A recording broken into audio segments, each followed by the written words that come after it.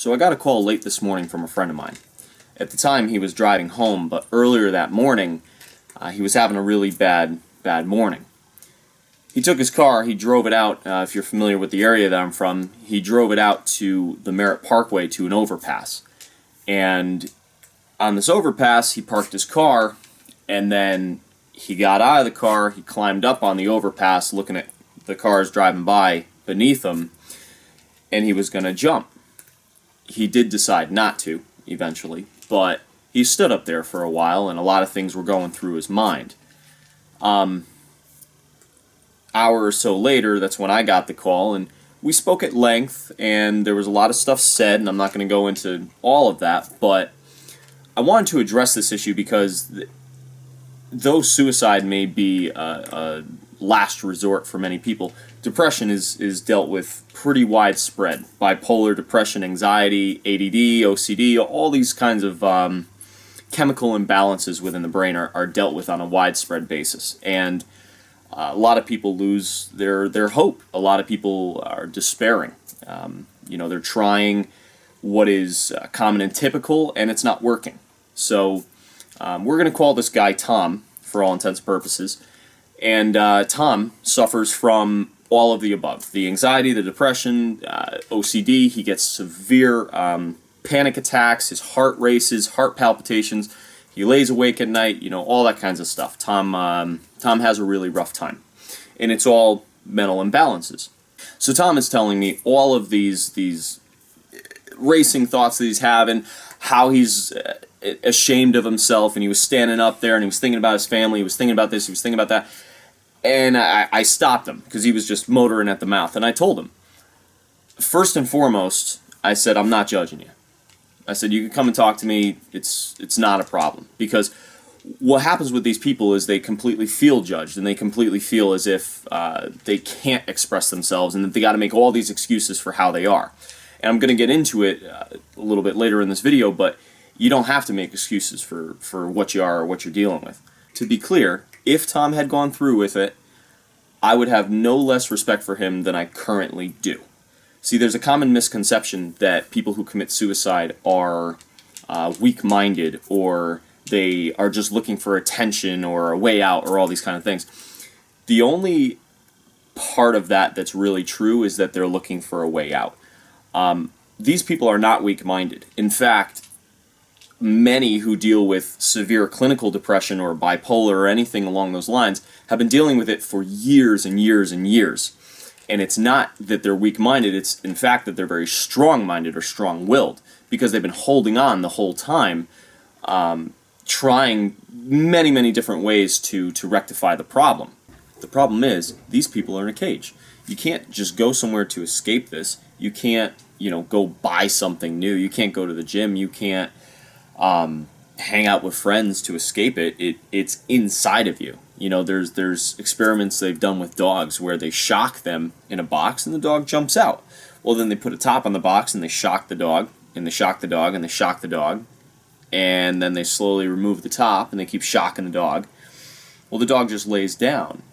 And even when you take off the top, even though it's free, the dog has just learned it can't get away from the pain, so it just lays down, and you just keep shocking, and the dog won't get out of the box. It's similar with humans, and these people are completely stuck in their minds, and the pain just follows them everywhere. And to address the wanting attention part, you don't kill yourself because you want attention. There are some people, and there's a very small amount of them, that want attention, so they will throw that out there from time to time, or they'll post it on Facebook or stuff. But a lot of times it is a call for help, and it's because the lack of communication in our society and such, that they can't just come out and come to speak with people about it. So there's different things that get posted, or there's different warning signs to look for, because we don't have a very open communication platform for us in terms of that. An example that I like to use for anybody who does commit suicide is that if I were to hand you weights right now, I'll give you a barbell and I'm going to load up the weights, and I want you to hold that. And then I'm going to start stacking on more weight. I'm going to start stacking on more weight, 45-pound increments, just going up and up. It doesn't matter who you are. It doesn't matter how strong you are. There is a weight limit of when your back will give out, or when you'll give up and you'll crumble. That happens. So I like to use that analogy because once it gets to a certain weight, everybody's going to fall. And the problem with a chemical imbalance is that your dopamine, serotonin, epinephrine, norepinephrine, GABA, taurine, all these chemicals in your brain are misfiring. So you can literally be having sex, which is supposed to be an enriching enjoyment, right? And you're going to feel miserable, or you're going to go outside and it's going to be sunny and you're going to be crying and you don't know why. And then you're going to have racing thoughts, and then you can't breathe, and your heart hurts, and your brain is all screwed up, and you can't sleep, so now you're running on lack of sleep.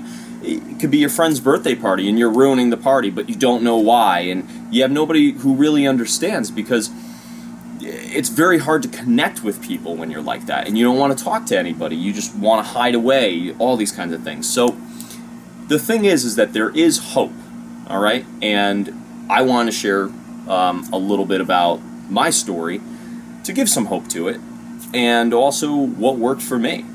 One of the troubles with the communication thing is that a lot of people tell you just shake it off, or just move on from it, or why can't you let this go? Why do you have to arrange all of your clothes a certain way before you leave the room? Why this, why that? People don't understand who aren't dealing with it. And to liken that, think of if you have a broken leg and everybody else is running this marathon and they're telling you come along with them. Well, you literally can't. Your mind is broken, right?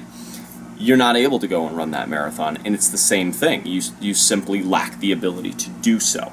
And the problem is that with the self-loathing that takes place and all these missed opportunities in your life, it starts this really negative downward spiral where you end up feeling alone, and a lot of people do end up going and committing suicide. So for me personally, I have a very long and convoluted story of how I ended up where I am now, as opposed to what I used to deal with.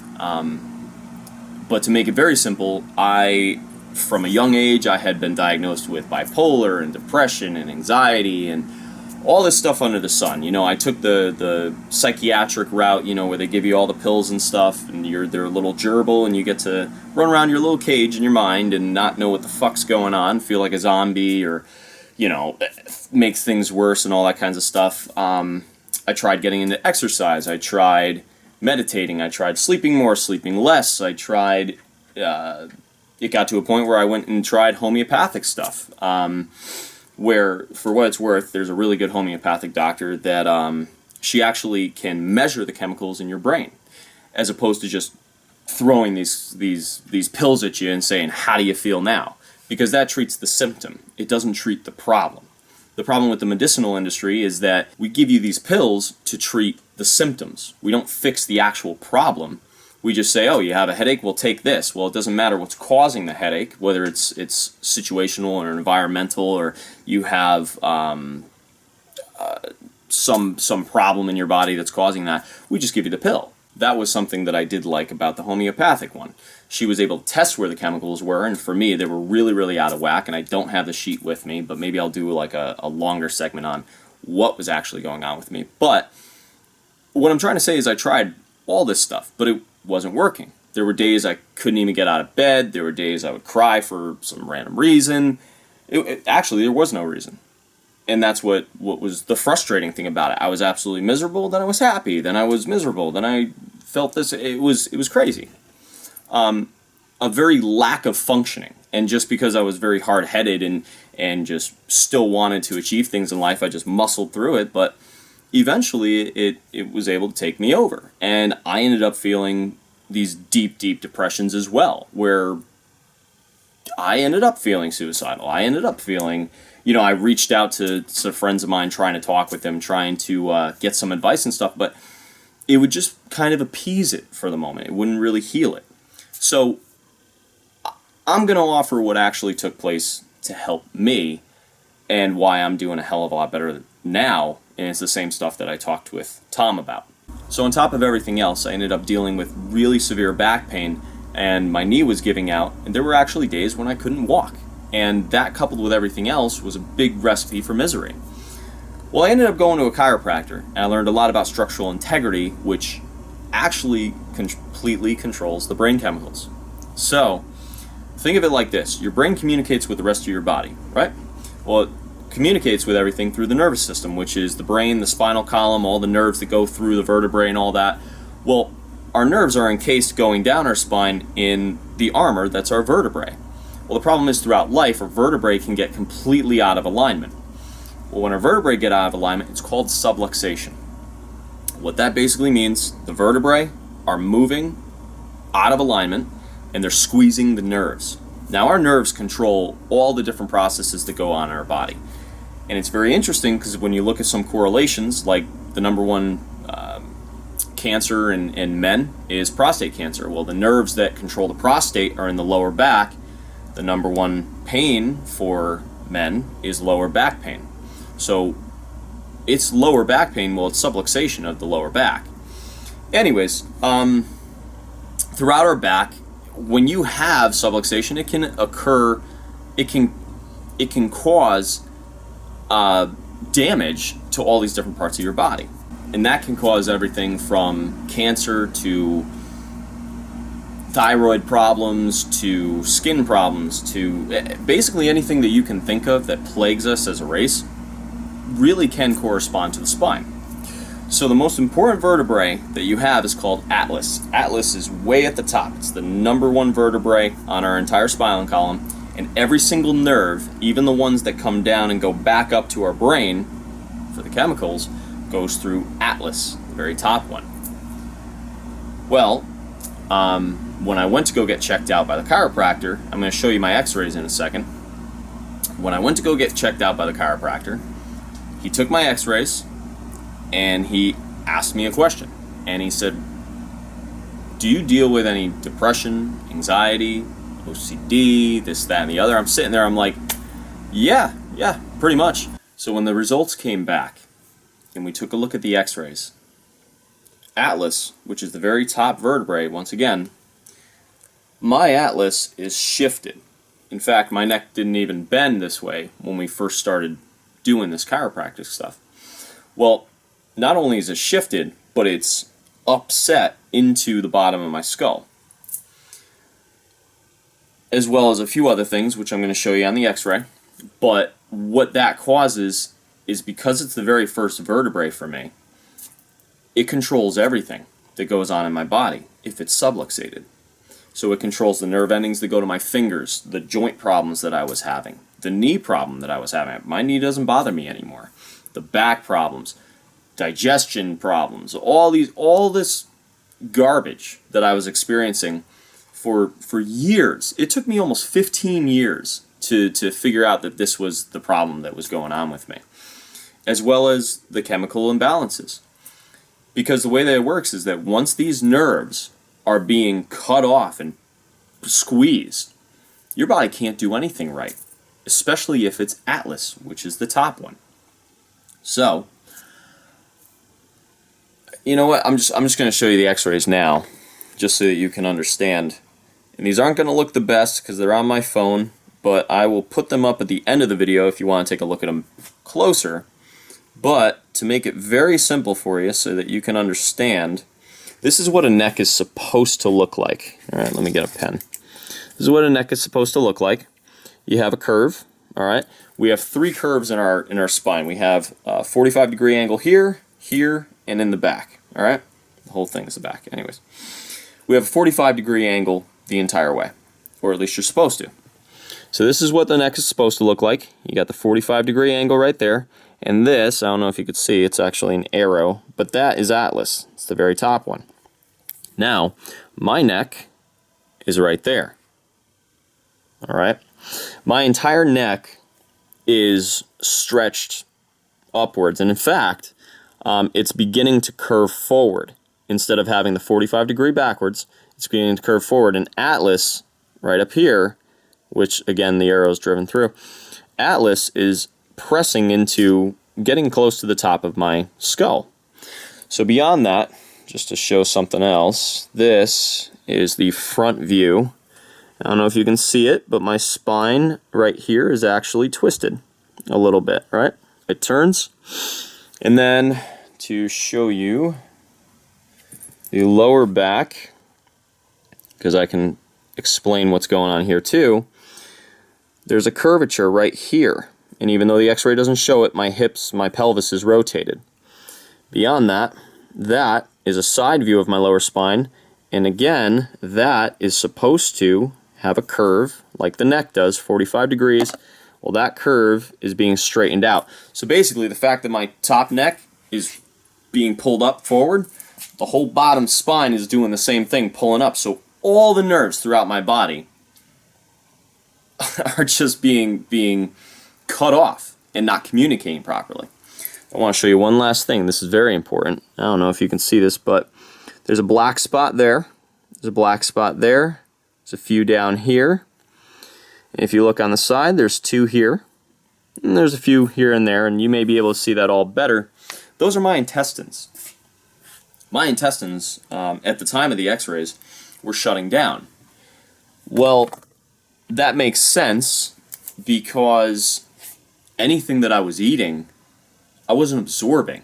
So when I was trying to take care of myself and eat better, eat healthy, so that, you know, go into the homeopathic healer, so that the mind chemicals could be produced properly, so I was eating organically and all this kind of stuff, I was fucked anyway because my spine, my spinal column, was all out of alignment and my nerves were getting squeezed, which then caused my intestines not even to absorb the food that I was eating, spending so much money on trying to take care of myself.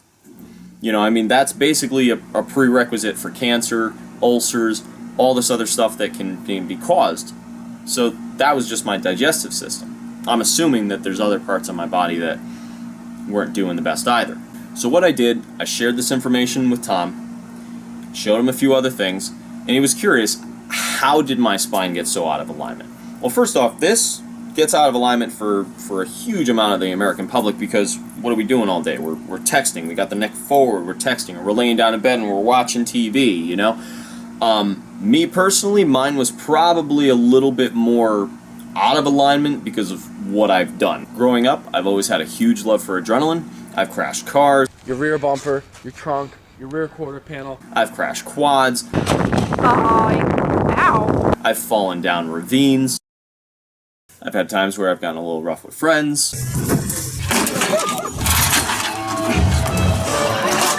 All in all, that stuff could have a little bit of an effect on you. I had one really bad crash where cerebral spinal fluid came out of my nose because I cracked my head so hard on...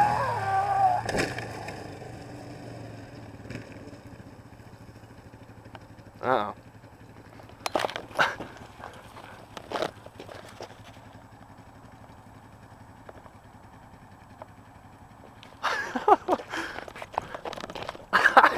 Basically, all these things can cause big subluxation, but also just being born. 95% of children are born with a subluxated spine. Just pulling the baby out of the mother can subluxate the spine. That's why a lot of chiropractors will say to check out the spine as soon as the baby's born. Baby should have its first alignment, you know, within a few days of being born or whatever. And of course, not all chiropractors are good. You know, you get the same thing with any other doctors. You get some chiropractors who are just going to jump on your back and hope that something cracks. You're going to have chiropractors who are going to truly take the time to help you out. So anyways, I hope this video helps. Just so you know, me personally, I'm not on any medications now. I get up and I'm good to go. I have energy. I feel good throughout the day. I don't have the ups and downs. I think technically if you were going to try to diagnose me now, you wouldn't be able to. The problem is that everything that I was doing, from the exercise, the eating, the rest, all this kinds of stuff, it's all secondary to the structure of the body. You know, we're spiritual beings, and we're simply sitting in the control center, driving this vehicle around. And if the vehicle's broken, it doesn't really matter if it's got great tires, a great engine, a steering wheel. It's got everything that's supposed to make a good vehicle, but the battery's dead. You know what I mean? When there's something wrong with the body or there's something wrong with the structure or the frame, it's not going to run right. So, like I said, hope this helps. And if you're in the area, I could recommend, you know, the homeopathic healer or the chiropractor to you if you want to give it a shot and just Just see what's going on if you've been experiencing symptoms. And just a thought for you on closing, the only time you start to experience symptoms is after 80% of the nerve is cut off. So, for example, what's the first symptom of a heart problem? Well, it's a heart attack. The first symptom of the nerves going to the heart being cut off. It's that last 20% of the nerve being cut off that we actually start to experience symptoms. So it's a good idea to just get checked regardless. But if you're dealing with depression, you're dealing with all that kind of stuff, it might be structural for you. So Tom's going to check it out, and maybe I'll check back in with you, when a few months down the line and see how Tom's doing. So just another tip on becoming the best version of yourself you can be.